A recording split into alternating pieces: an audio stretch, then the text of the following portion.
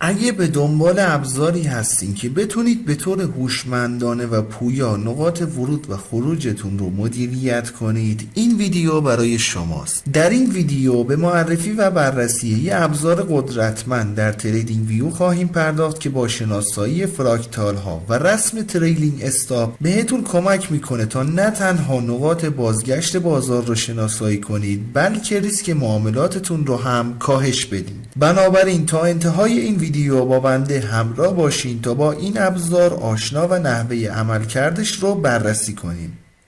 دوستان عزیز سلام، من علیرضا هستم و به گلدن تریدینگ سیستم خیلی خوش اومدین. اندیکاتوری که در تصویر مشاهده میکنید یه ابزار پیشرفته تحلیل تکنیکال هست که با استفاده از فراکتال های بیل ویلیامز به صورت داینامیک تریلینگ استاپس طراحی شده. فراکتال های بیل ویلیامز نقش مهمی در شناسایی بازگشت های احتمالی و تعیین سطوح حمایت و مقاومت کلیدی ایفا میکنند. این اندیکاتور هم با استفاده از این فراکتال ها و رسم تریلینگ استاپ به صورت بصری بینش هایی از روندهای بازار رو ارائه داده و نیازهای سبک معاملاتی و تایم فریم های متنوع رو پوشش میده. مثلث های سفید رنگی که روی چارت مشاهده می کنید همون فراکتال های بیل ویلیامز هستن. نحوه عملکرد اندیکاتور رو بخوام خدمتتون توضیح بدم بدین شرح هست که هنگامی که یه تریلینگ استاپ صعودی شکل میگیره، نقطه شروع این تریلینگ استاپ آخرین فراکتال نزولی هست. حالت یک کندل های متوالی اگه در روند ایجاد شده یه فراکتال نزولی دیگه پیدا بشه، اندیکاتور این سری تریلینگ استاپ رو بالاتر میبره و این سری بر اساس آخرین فراکتال نزولی که تشکیل شده تریلینگ استاپ رو ترسیم میکنه. این روند و جابجایی تریلینگ استاپ به صورت مستمر ادامه پیدا میکنه تا زمانی که قیمت بیاد و تریلینگ استاپ یا همون آخرین فراکتال نزولی رو بشکنه. در این حالت تریلینگ استاپ نزولی جدید شکل میگیره، نقطه شروعش هم میشه آخرین فراکتال صعودی. برای تریلینگ استاپ نزولی هم بالعکس هست، یعنی پس از ایجاد تریلینگ استاپ طی کندل های متوالی اگه در روند ایجاد شده یه فراکتال صعودی دیگه پیدا بشه، اندیکاتور این سری تریلینگ استاپ رو پایینتر میبره و بر اساس آخرین فراکتال صعودی که تشکیل شده تریلینگ استاپ رو ترسیم میکنه. این روند و جابجایی هم به صورت مستمر ادامه پیدا میکنه تا زمانی که قیمت بیاد و تریلینگ استاپ یا همون آخرین فراکتال صعودی رو بشکنه. این پروسه دوستان معمولا به صورت مستمر ادامه پیدا میکنه، ولی موارد رو هم داریم که مثل این مورد تریلینگ استاپ نزولی شکل میگیره ولی روند ضعیف هست و فراکتال صعودی در این پروسه ایجاد نمیشه و روند برمیگرده. حالا که با نحوه عملکرد اندیکاتور آشنا شدیم، بهتر میتونیم قابلیت‌های اندیکاتور رو متوجه بشیم. بخوام اشاره ای به قابلیت‌های اندیکاتور داشته باشیم، خب از این تریلینگ استاپ ها میتونیم برای شناسایی روند استفاده کنیم، بدین صورت که این خط تریلینگ استاپ به رنگ سبز نمایش داده باشه روند و مومنتوم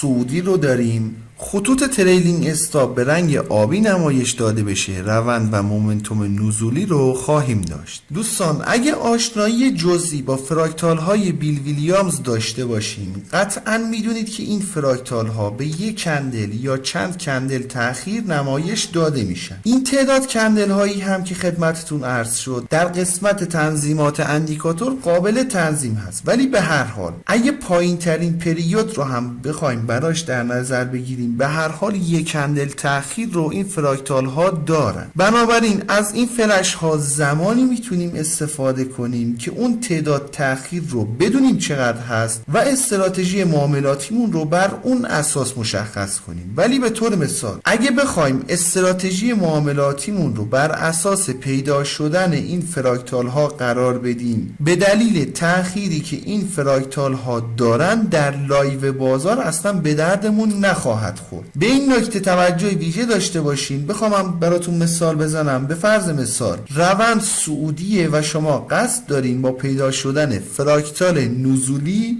وارد معامله بشین. پریود این فراکتال ها به صورت پیش‌فرض بر روی عدد 2 هست، یعنی با 2 کندل تأخیر این فراکتال ها بر روی چارت نمایش داده میشن. بنابراین برای یه سیگنالی مثل این مورد 2 کندل بعد فراکتال بر روی چارت نمایش داده میشه و اگه بخوایم ورودی رو داشته باشیم باید در این کندل ورود به ترید انجام بشه، نه این قسمت. البته پریود رو هم بر روی 1 میتونیم قرار بدیم، ولی اون موقع یه سری ایراداتی رو خواهیم داشت که در ادامه ویدیو که خواستیم به قسمت تنظیمات اندیکاتور بپردازیم توضیحات بیشتری رو دربارش خواهیم داد. بهترین حالتی که برای تشخیص سیگنال های خرید و فروش میتونید از این اندیکاتور استفاده کنید زمانی هست که تغییر فاز تریلینگ استاپ از صعودی به نزولی یا حالا بالعکس رو داشته باشیم، چون زمانی اتفاق میفته که یه ساختار یا همون حمایت یا مقاومت مهم شکسته میشه و تغییر جهت روند رو داریم. بنابراین در جهت روند ایجاد شده میتونیم اقدام به معامله کنیم که در جهت اطمینان و مناسب هست. همچنین از این تغییر فازها میتونید برای خروج از معاملات هم استفاده کنید. به دلیل اینکه قیمت یه ساختار مهم رو میشکنه، بنابراین ممکنه تغییر روند رو داشته باشیم. بنابراین برای کاهش ریسک معاملات یا جلوگیری از ضررهای غیر منتظره یا کاهش سود میتونید برای خروج از معاملات هم از این تغییر فازها استفاده کنید. ضمن اینکه در طی روندها هم میتونید به صورت مداوم با ایجاد فراکتال جدید یا همون تریلینگ استاپ جدید حد ضررهاتون رو جابجا کنید. احتمالاً تا اینجای ویدیو افرادی که آشنایی با سبک‌های اسمارت مانی یا آی سی تی دارن متوجه شدن که این اندیکاتور برای شناسایی ساختار بازار هم میتونه مناسب باشه، از جمله شکست ساختارها و یا تغییر ساختارها که باهاش میتونید اوردر بلاک های معتبر رو شناسایی یا موارد دیگر رو بررسی کنید. بنابراین این اندیکاتور برای افرادی که این سبک‌ها رو هم کار میکنن بسیار کاربردی و مناسب هست.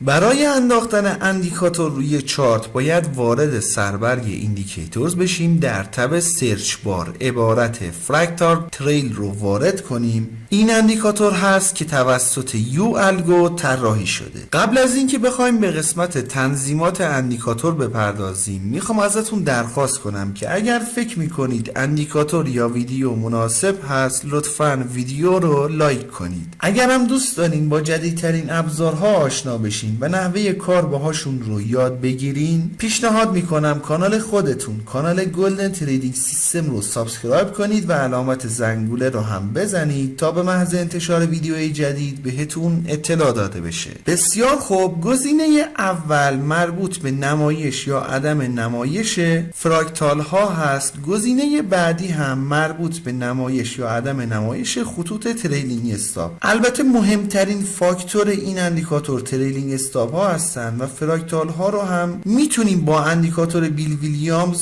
روی چارت بندازیم. به نظرم این گزینه همیشه باید فعال باشه و کاربرد آنچنانی رو نداشته که طراح در این قسمت قرار داده. به هر حال گزینه بعدی مربوط به پریود فراکتال ها هست. یه توضیحات مختصری رو درباره فراکتال ها خدمتتون عرض کردم. بخوایم به نحوه شناسایی فراکتال ها بپردازیم در کل مبحث طولانی میشه و باید براش یه ویدیوی دیگه در نظر بگیریم. در کل هر عددی که قصد داشته باشین قرار بدین باید هر دو یکی در نظر گرفته بشه. کمترین عددی که میتونید قرار بدین عدد 1 هست، ولی عدد 1 قرار داده بشه فراکتال های بیشتری شناسایی میشه. با شناسایی بیشتر فراکتال ها قطعا حساسیت تریلینگ استاپ هم بالاتر میره و روندها رو در کوتاه مدت بررسی میکنه. ولی مزیتی که داره از فراکتال ها میتونید به عنوان سیگنال های خرید و فروش استفاده کنید چون تأخیرش در حد 1 کندل هست، ولی از طرف دیگه روندی که شناسایی میشه در کوتاه مدت خواهد بود. حالا اگه این اعداد رو بالاتر قرار بدین فراکتال ها رو در بلند مدت بررسی و شناسایی میکنه، بنابراین روندی هم که اندیکاتور شناسایی میکنه روند بلند مدت خواهد بود. اینکه چه عددی قرار داده بشه با توجه به قابلیتی که از اندیکاتور انتظار داریم میتونه متغیر باشه.